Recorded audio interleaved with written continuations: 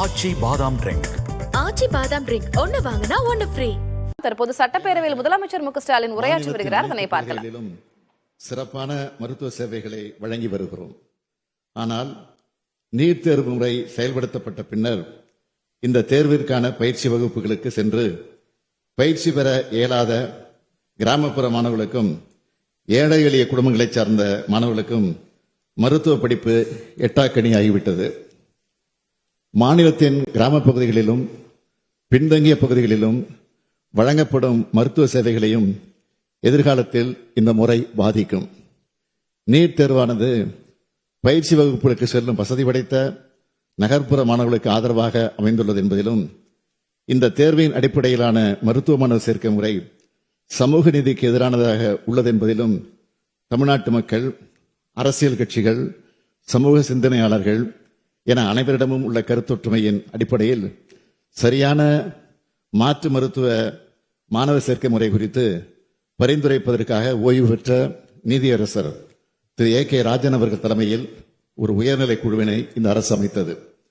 அந்த குழுவின் பரிந்துரை அடிப்படையில் இந்த சட்டமன்ற பேரவையில் 13/9/2021 அன்று தமிழ்நாடு மருத்துவ பட்டப்படிப்புகளுக்கான சேர்க்கை சட்டம் 2021 என்ற சட்ட முன்வடிவு ஒருமனதாக நிறைவேற்றப்பட்டும் நீண்ட சட்ட போராட்டத்திற்கு பிறகும் மாண்புமிகு ஆளுநர் ஒப்புதல் வழங்கப்படாமல் மறுபரிசீலனை செய்திட திருப்பி அனுப்பப்பட்டது.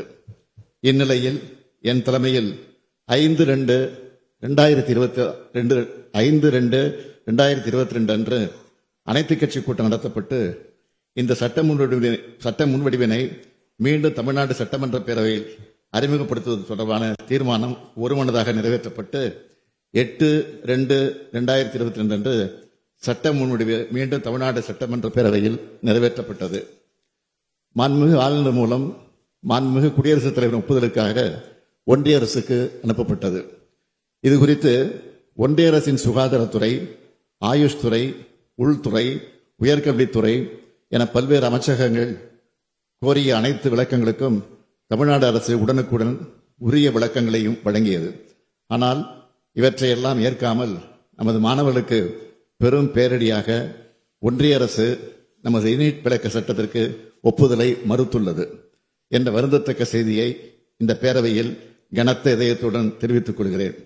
மக்களால் தேர்ந்தெடுக்கப்பட்ட மாநில சட்டமன்றத்தின் மாண்பினை அவமதித்துள்ள ஒன்றிய அரசின் இத்தகைய எதேச்சதிகார போக்கு அரசமைப்பு சட்டம் தந்துள்ள கூட்டாட்சி கருத்தியல் வரலாற்றில் ஒரு கருப்பு அத்தியாயம். தமிழ்நாட்டு மக்களின் எண்ணங்களையும் இந்த பேரவையின் தீர்மானங்களையும் ஒன்றிய அரசு கருத்தில் கொள்ளவே இல்லை. இதனை மக்கள் கவனித்துக் கொண்டுதான் இருக்கிறார்கள். மாண்புமிகு பேரவைத் தலைவர் அவர்களே, ஒன்றிய அரசு நமது கோரிக்கையை நிராகரித்திருக்கலாம். ஆனால் நீட் தேர்வு முறையை அகற்றுவதற்கான நமது போராட்டம் எந்த வகையிலும் முடிந்துவிடவில்லை என்பதையும் இந்த போராட்டத்தின் அடுத்த கட்டத்தில் நாம் எடுக்க வேண்டிய சட்டபூர்வமான நடவடிக்கைகள் குறித்து சட்ட வல்லுநர்களிடமும் கலந்து ஆலோசிக்கப்படும். மேலும் இது தொடர்பாக அனைத்து சட்டமன்ற கட்சித் தலைவர்களிடமும் ஒரு கலந்து ஆலோசனை கூட்டம் வரும் 9ஆம் தேதி அன்று மாலை தலைமைச் செயலகத்தில் நடத்தப்பட உள்ளது. அதில் நமது சட்டமன்ற கட்சித் தலைவர்கள் அனைவரும் கலந்து கொள்ளுமாறு இத்தருணத்தில் தங்கள் வாயிலாக அன்புடன் கேட்டுக்கொள்கிறேன். தமிழ்நாட்டின் மருத்துவக் கல்லூரி கனவோடு கல்வி பயிலும் லட்சக்கணக்கான மாணவர்கள் மற்றும் பெற்றோர்களின் சார்பாக அவர்களின் கனவை நனவாக்க தமிழ்நாடு அரசு உறுதியோடு சட்ட ரீதியான அனைத்து நடவடிக்கை எடுக்கும் என்பதையும் இந்த பேரவையின் வாயிலாக நான் தெரிவித்துக் கொண்டு அமைகிறேன்.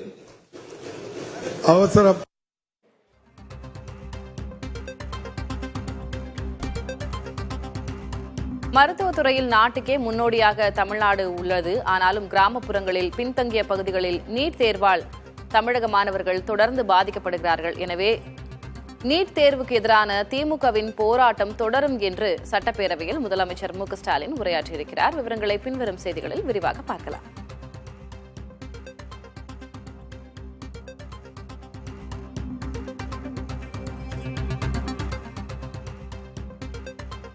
கிராமப்புறத்தில் பின்தங்கிய பகுதிகளில் நீட் தேர்வால் மாணவர்கள் தொடர்ந்து பாதிக்கப்பட்டு வருகிறார்கள். நீட் தேர்வு வந்த பிறகு கிராமப்புற மாணவர்களுக்கு மருத்துவ படிப்பு எட்டாக்கனியாக உள்ளது என்று முதலமைச்சர் சட்டப்பேரவையில் குறிப்பிட்டு பேசியிருக்கிறார். மாநில சட்டமன்றத்தின் மாண்பை ஒன்றிய அரசு அவமதிக்கிறது என்று முதலமைச்சர் பேசியிருக்கிறார். இந்நிலையில் நீட் தேர்வுக்கு எதிரான திமுகவின் போராட்டம் தொடர்ந்து நடைபெறும் என்றும் முதலமைச்சர் சட்டப்பேரவையில் தனது உரையில் பேசியிருக்கிறார்.